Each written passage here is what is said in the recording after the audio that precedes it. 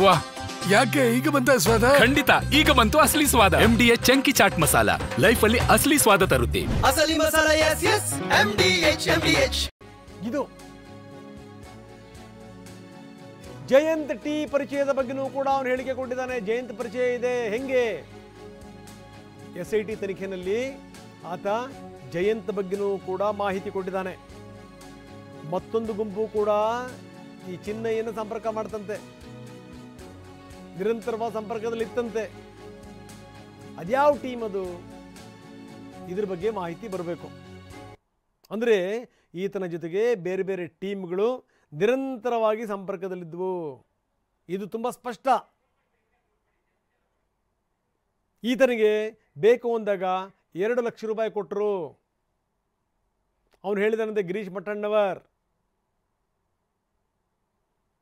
ಅವ್ರ ಕಡೆಯಿಂದ 2 ಲಕ್ಷ ರೂಪಾಯಿ ಬಂತು.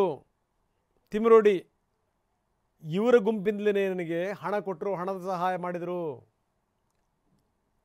ಎಲ್ಲಿಂದ ಬಂದ, ಏನು ಎತ್ತ? ಈರೋಡಿಂದ ಬಂದಂಥ ವ್ಯಕ್ತಿ ಇಲ್ಲಿ ಪರಿಚಾರಕನಾಗಿ ಕೆಲಸಕ್ಕೆ ಸೇರ್ಕೊಳ್ತಾನೆ. ಆತನ ಪೂರ್ತಿ ಹಿಸ್ಟ್ರಿನ ನಾವು ಕೊಡ್ತಾ ಇದ್ದೀವಿ.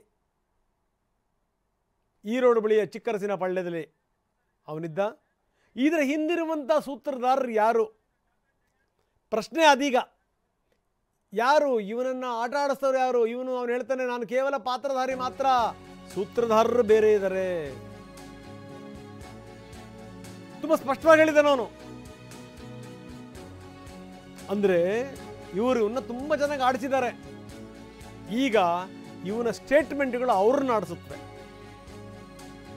ಬುರುಡೆ ತಗೊಂಡು ಹೋಗು, ಕೋರ್ಟಿಗೆ ಒಪ್ಸು, ಅವಾಗೆಲ್ಲ ನೀನು ಸ್ಟೇಟ್ಮೆಂಟ್ ತಗೋತಾರೆ. ಅದನ್ನೆಲ್ಲ ಹೇಳಿದಂಥವರೇ ಅವರು. ನಾನು ಪಾತ್ರಧಾರಿ ಮಾತ್ರ, ಸೂತ್ರಧಾರಿ ಬೇರೆ ಇದ್ದಾನೆ. ಅವ್ರೇನು ಹೇಳಿದ್ರು ಅದನ್ನು ನಾನು ಹೇಳಿದೆ, ಅವ್ರು ಹೇಳಿದ್ದನ್ನು ಫಾಲೋ ಮಾಡಿದೆ. ಈಗ ನೋಡಿ, ಹೇಳಿಸ್ಕೊಂಡವನಿಗೂ ಕಾಲ ಶುರುವಾಯಿತು, ಹೇಳಿಕೊಟ್ಟವ್ರಿಗೂ ಕೂಡ ಕಾಲ ಶುರುವಾಗೋ ಲಕ್ಷಣಗಳು ಕಾಣ್ತಾ ಇವೆ. ಯಾರ್ಯಾರು ಇದರ ವ್ಯಾಪ್ತಿಗೆ ಬರ್ತಾರೆ ಹೇಳಲಿಕ್ಕೆ ಸಾಧ್ಯ ಇಲ್ಲ. ಯಾಕಂದರೆ ಇವನು ಬುರುಡೆ ಬಿಡ್ತಾ ಇದ್ದಾನೆ ಅನ್ನುವಂಥ ಸಂಗತಿ SITನವರಿಗೆ ತುಂಬ ಜನ ಗೊತ್ತಾಯಿತು. ಕಳೆದ ಭಾನುವಾರವೇ ಇವನ್ನ ಅರೆಸ್ಟ್ ಮಾಡಬೇಕಾಗಿತ್ತು. ಆದರೆ ಬೇಡ, ಸದನ ನಡೆಯುತ್ತೆ, ಆ ಸಂಗತಿ ದೊಡ್ಡ ಮಟ್ಟದಲ್ಲಿ ಹೇಳುತ್ತೆ, ಇದೆಲ್ಲ ಆಗಲಿ ಅಂತ. ಕಲಾಪದಲ್ಲಿ ಅದೇ ಒಂದು ದೊಡ್ಡ ಕಲಹಕ್ಕೆ ಕಾರಣ ಆಗಬಾರ್ದು ಅಂತ. ಯಾಕಂದರೆ 13 ಕಡೆಗೆ GPR ಹಿಡ್ಕೊಂಡು ಹುಡುಕಿದ್ದು, 100 ಶವ ಒಂದರೆ ಕಾಣಬೇಕಲ್ಲ. ಮನೆಗೆ ಹೇಳ್ದ ಅವನು, ಅದೆಲ್ಲ ಮಷೀನಿಗೆ ಕಾಣಲ್ಲ ಸರ್, ಅದು ಅಗಿಬೇಕು ಅಂತ. ಶುರು ಮಾಡಿದ್ರು ನೋಡಿ, ಇವನಿಗೆ ತೃಪ್ತಿ ಆಗಷ್ಟು ಅಗದಾಕಿದ್ರು. ಒಳ್ಳೆ ಪ್ರಯತ್ನ ಇದು.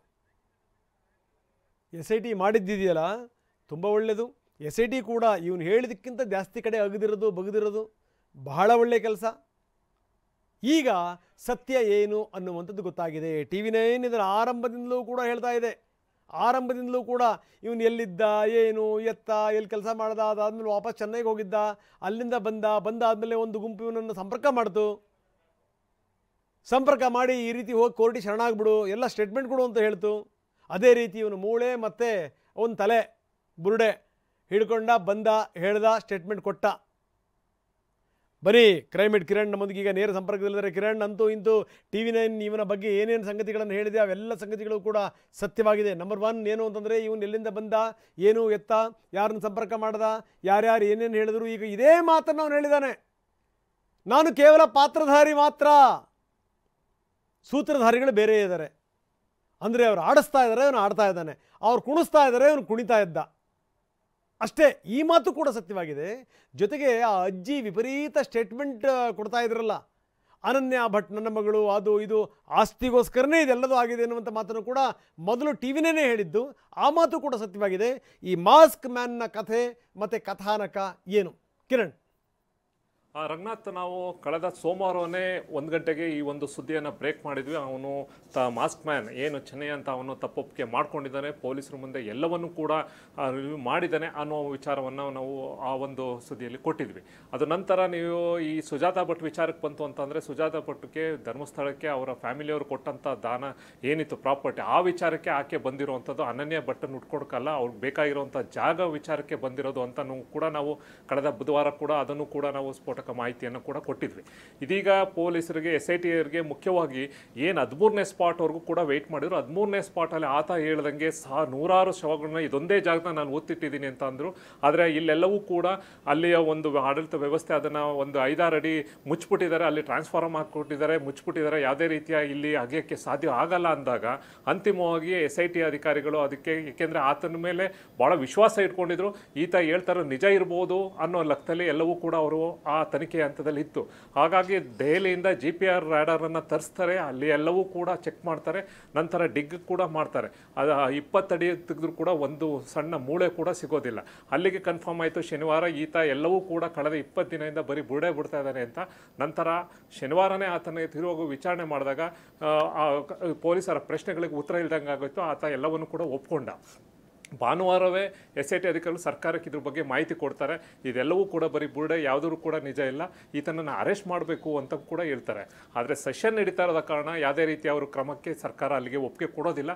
ನಿನ್ನೆ ಮುಗಿದ ತಕ್ಷಣ ಆತನ ಮತ್ತೆ ವಿಚಾರಣೆಗೆ ಕರೆದು ಆತನ ಅರೆಸ್ಟ್ ಫಾರ್ಮಾಲಿಟೀಸ್ ಮುಗಿಸಿದ್ದಾರೆ. ಇದು ಒಂದು ಕಡೆ. ಇನ್ನೊಂದು ಕಡೆ ಇನ್ನು ಸುಜಾತಾ ಭಟ್ಗೆ ಹೇಳ್ದಂಗೆ ನಾವು ಯಾವಾಗ ಇದನ್ನು ಕೂಡ ಹೇಳಿದ್ವಿ, ಯಾವ ವಿಚಾರಕ್ಕೋಸ್ಕರ ಆಕೆ ಬಂದಿರುವಂಥದ್ದು ಅದು ಕೂಡ ಈಗ ನಿಜ ಆಗಿದೆ. ನೀವು ಹಾಗೆ ನೀವು ಸಂಪರ್ಕದಲ್ಲಿ ಕಿರಣ್, ಒಂದು ಬ್ರೇಕ್ ತಗೊಳ್ತೀನಿ. ಬ್ರೇಕ್ ನಂತರ ಮತ್ತಷ್ಟು ಸಂಗತಿಗಳು ನಿಮಗೆ ಹೇಳಬೇಕು. ಯಾಕಂದರೆ ಅಂತೂ ಇಂತೂ ಈತನ ಅರೆಸ್ಟನ್ನು ಜೊತೆಗೆ ಈತನಿಗೆ ಕೋರ್ಟ್ಗೂ ಕೂಡ ಈತನನ್ನು ಪ್ರೊಡ್ಯೂಸ್ ಮಾಡಲಾಗಿದೆ. ನ್ಯಾಯಾಧೀಶರು ಕೇಳಿದಂಥ ಸಂದರ್ಭದಲ್ಲಿ ಈತ ಹೇಳಿದ್ದು, ಹೌದು ನಾನು ಹೆಣ ಹಾಕಿದ್ದೀನಿ, ಆದರೆ ಯಾಕೆ ಸಿಗಲಿಲ್ಲ, ಇದಕ್ಕೆ ಉತ್ತರ ಇಲ್ಲ. ಬರೀ ಇಷ್ಟು ಮಾತ್ರ ಅಲ್ಲ, SIT ಎದುರುಗಡೆಗೆ ಈತ ಕೊಟ್ಟಿರುವಂಥ ಸ್ಟೇಟ್ಮೆಂಟ್ಗಳಿದಾವಲ್ಲ, ಆ ಸ್ಟೇಟ್ಮೆಂಟ್ಗಳಿಗೆ ಸಂಬಂಧಪಟ್ಟಂಗೆ ಯಾರ್ಯಾರು ಇದರ ವ್ಯಾಪ್ತಿಗೆ ಬರ್ತಾರೋ ಗೊತ್ತಿಲ್ಲ. ಬೇರೆಯವ್ರಿಗೂ ಕೂಡ ಕಂಟಕ ಕಾದಿರುವಂಥದ್ದು ಸ್ಪಷ್ಟ. MDH ಜನ ಮಸಾಲ.